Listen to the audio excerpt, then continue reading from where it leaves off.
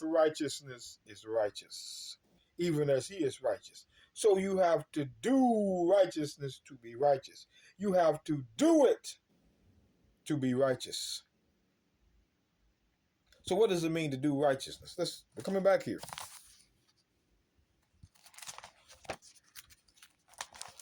Coming back here. Book of Psalms, 106. Real quick. Psalms 106, verse 3. Just real quick. It says, blessed are they that keep judgment. Keep judgment. That's the law. And he that doeth righteousness at all times. Oh, my goodness. See, when you're doing righteousness at all times, it says doeth righteousness at all times. It's the same thing in 1 John 3 and 7.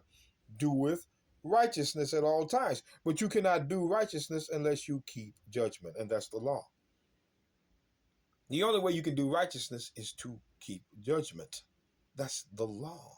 That's the only way. There's no other way. So when I go back, it says, remember now, it says, doeth righteousness.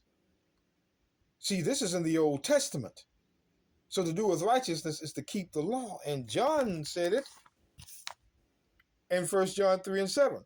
Little children, let no man deceive you. He that doeth, you still have to do it. So Christ did not make us righteous at the cross on his death. He didn't do it.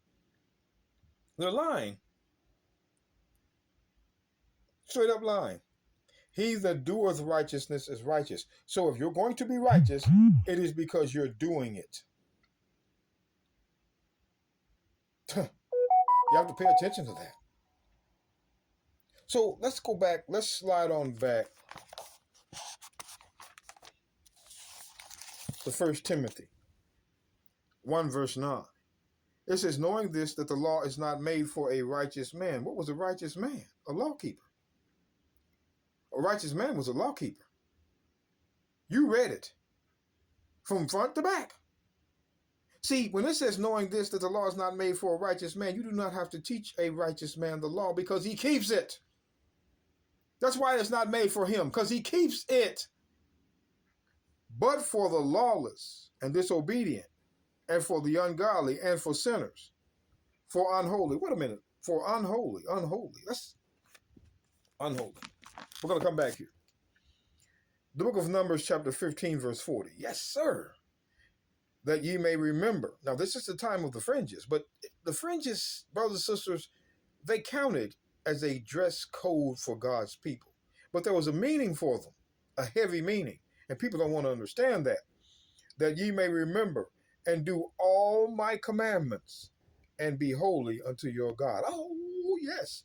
To be holy unto God was to keep the commandments. To be holy, Christians. To be holy. We don't even know why holy comes out of your mouth. You don't keep the law. To be holy unto God was to keep the law.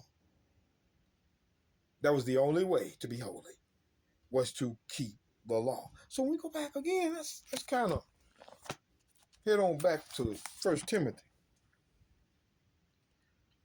chapter 1, verse 9. Knowing this, that the law is not made for a righteous man, but for the lawless, Sunday Christian, and disobedient, Sunday Christian, for the ungodly, Sunday Christian, for the sinner, Sunday Christian, for the unholy.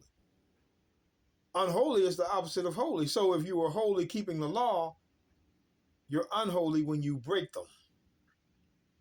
That's simple. When you break the law, you are unholy. But Christians don't want to accept that. They want to think what they want to think. That's not going to matter in the lake of fire, buddy.